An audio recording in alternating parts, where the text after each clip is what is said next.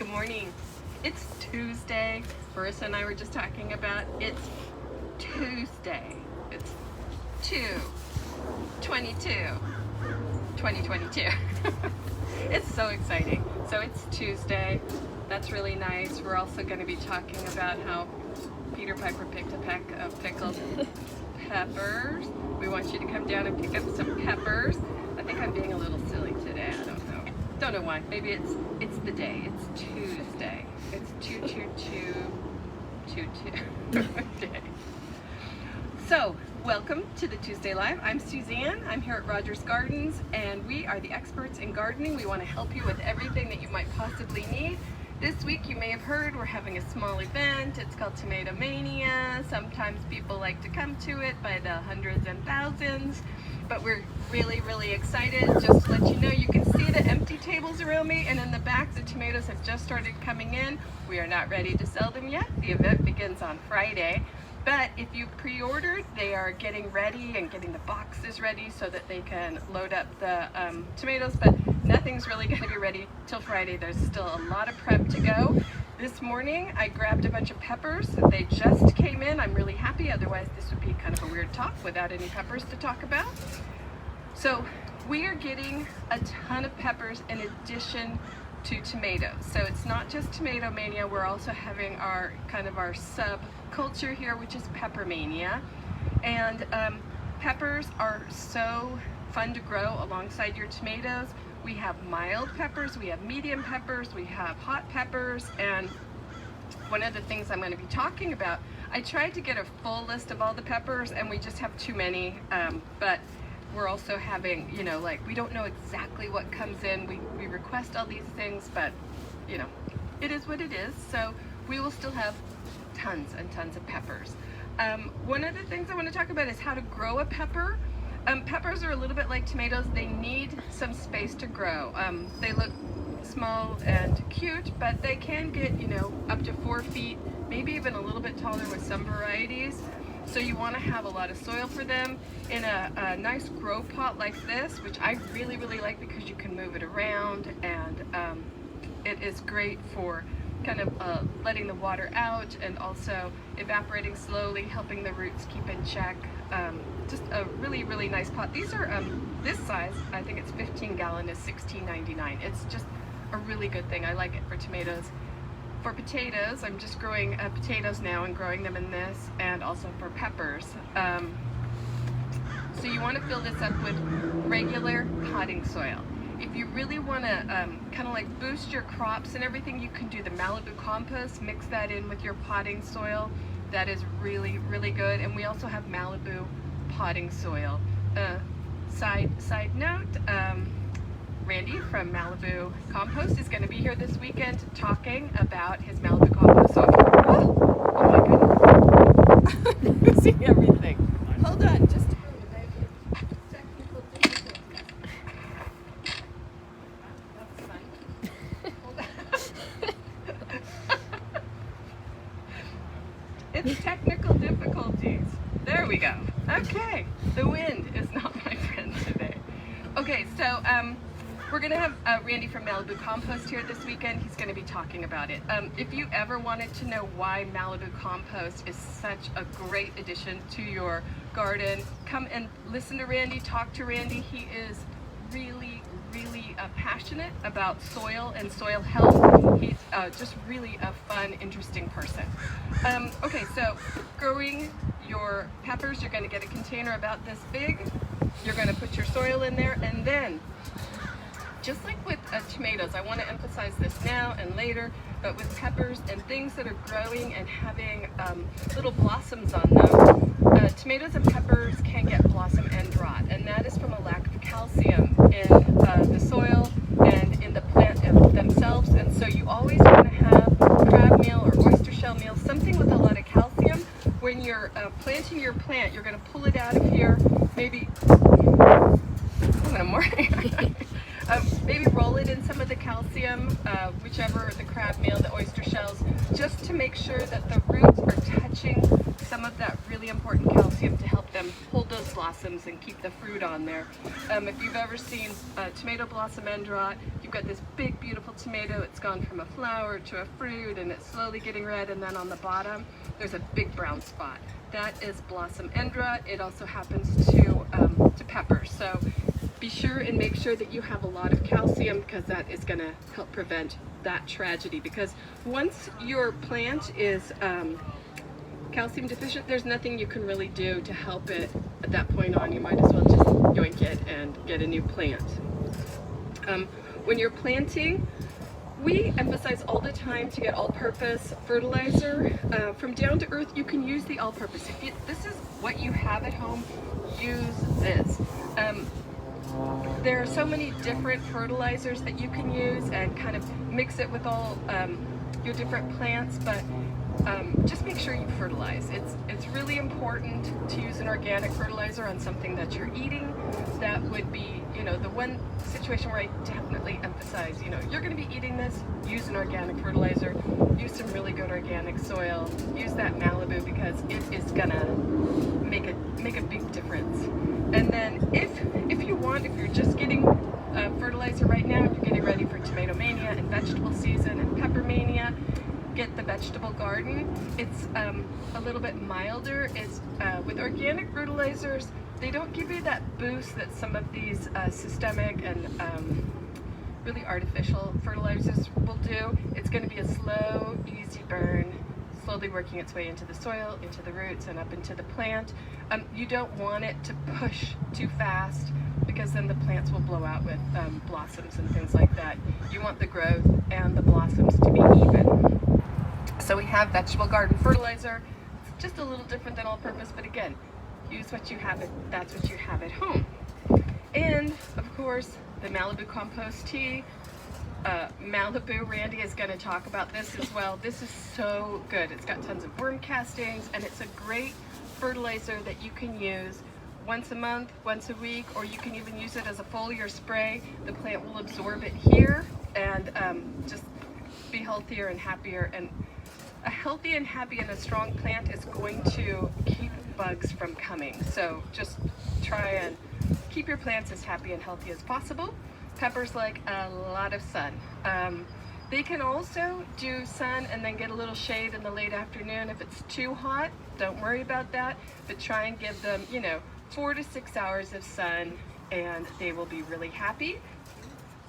Okay, some of the peppers that we have here, hold on. So peppers don't usually have a lot of insect problems, but if they do, this insect killing soap should help. It's very mild, it's very easy. Again, it's organic, so it's safe for your edible vegetables and things like that.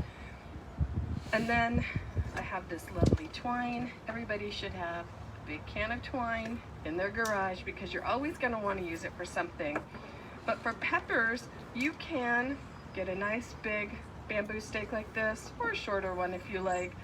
But if your if your peppers are in a really windy area like I'm standing in right now, you're going to want to stake them just so that they don't snap and break. Peppers can get to be kind of big, heavy plants, so you just want to stake them up, make sure that they're lightly tied, and then they'll be just fine and super strong. Okay, now to the stars of the show. Some of the peppers that I grabbed this morning, they are unpacking and sorting right now so furiously that I was lucky to grab a few. So on the mild end, this beautiful, beautiful poblano ancho. So poblano is the same as ancho, just a little different wordage from different people. This is so good, such a beautiful mild one. You can make chili rellenos, you can do all sorts of canning with them and chop them up, throw them in your breakfast. It's really good. We also have a lot of bell peppers. So almost all bell peppers are the same, except for that, they start green and then they might change to another color, whether it's red or orange or yellow or even purple. But we do have a ton. This one is called YOLO Wonder. So it's a great green bell pepper. And then for Marissa, our media person here, the Hungarian yellow wax. These are the ones that you want to pickle, you want to slice up, you want to throw them in your soup or on your sandwich. These are delicious. Medium, we have some Fresno chilies. These look a little bit like those Hungarian wax, but they're hotter. This has a Scoville heat unit of 10,000. So, you know, a little bit more kick to it, but nothing crazy. And then we have Mucho Nacho, which is a jalapeno, kind of a hybrid. There's a ton of different jalapenos. One of the neat things, I think we're going to have a yellow jalapeno. And then we also get these really cool jalapenos, a bunch of different varieties. I don't know which name we're going to get, but there are jalapenos that have all the flavor but none of the heat. And those are really, really fun. You know, if you like that flavor, but maybe you or your kids or your guests don't like that heat, it's a really great pepper to use. And then for all of you crazy people out there, we have the hot peppers. So we have these little chili piquin. These are Scoville heat unit 60,000. It's nothing for some of the pepper people out there, but it's still got a good bite. They're like the little bird chilies or little Thai chilies. Those are nice. They've got some flavor, but they are no Carolina Reaper. Carolina Reaper is considered the hottest pepper in the world right now. It has 2,200,000 Scoville heat units, so you know it's hot. And it's funny because you can really tell the difference between the super hot peppers and the less hot ones. The way that they grow is so tight and small.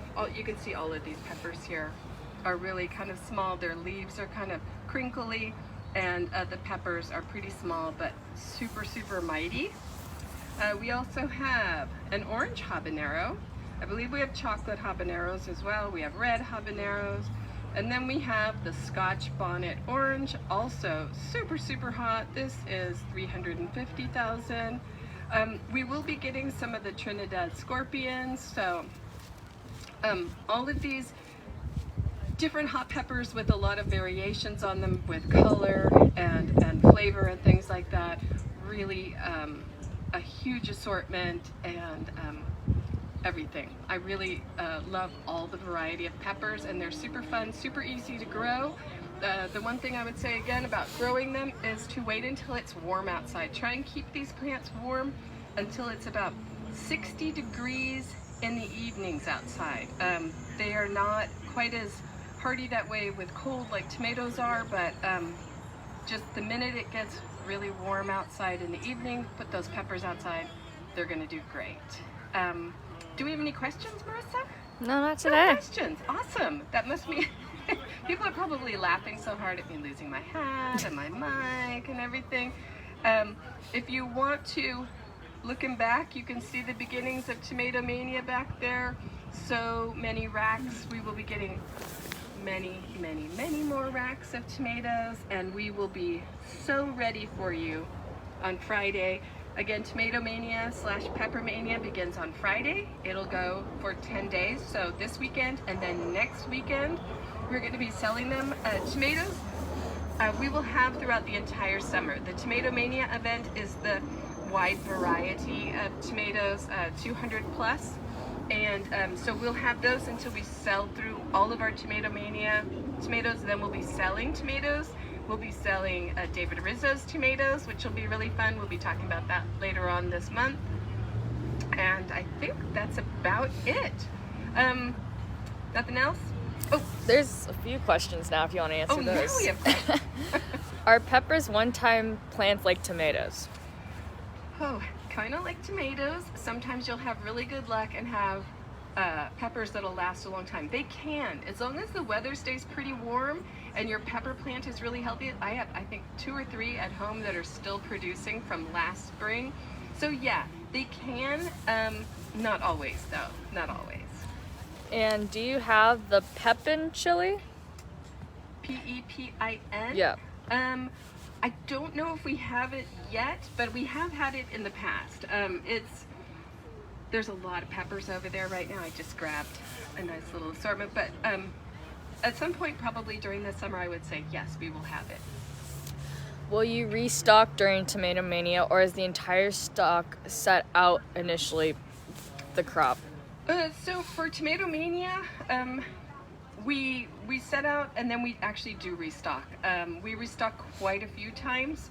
It goes so fast and so furiously, but yes, we restock, and then depending on the different vendors, the Tomatomania vendors, regular vendors, yes, we have tomatoes, a lot. But we do run out of certain tomatoes, but don't forget we'll have Bronze Torch this year, which is our tomato of the year. Don't think we should run out of that one. Can you just go over briefly the fertilizers for peppers again? Sure. Quick recap. Okay, so best would be vegetable garden. You can do that, but if you have an all-purpose, that is going to work just fine as well. Definitely use an organic. You can use a little bit while you're planting them, and the Malibu compost. So the Malibu compost tea, talked about this a couple of times. I love this stuff. So these bags, it comes with 4 of these bags. You put them in a big bucket of water. You let it sit out overnight, 8 to 12 hours. And then you can strain it and put it in a sprayer and use it as a foliar spray for your plants, or you can just water it with this super concentrated goodness. So you can spread it among many plants, even if you just have a bucket about this big. You know, give it to like 10, 20 plants. It'll be really good for them. Okay, if you live in the desert area, can you directly sow pepper seeds in the garden and then put them in clear cups over them if it freezes overnight? Sorry, that's... Oh, I would not. Okay. Any sort of cold, freezing weather is not good. I don't think that a plastic cup would help. And also, just talking about the desert, like there's so many different desert areas, but if you have a freeze at nighttime, no, I'd say start them indoors. Okay. I planted my peppers too early and they're getting brown leaves. Is it still too cold out? Probably. Don't know where you live, but yeah, it's still pretty chilly in the evening, especially like last night. It was cold again. All right, that seems to be all the questions. Okay, if you have more questions, you can send them to Instagram or Facebook. You can also go to our YouTube channel.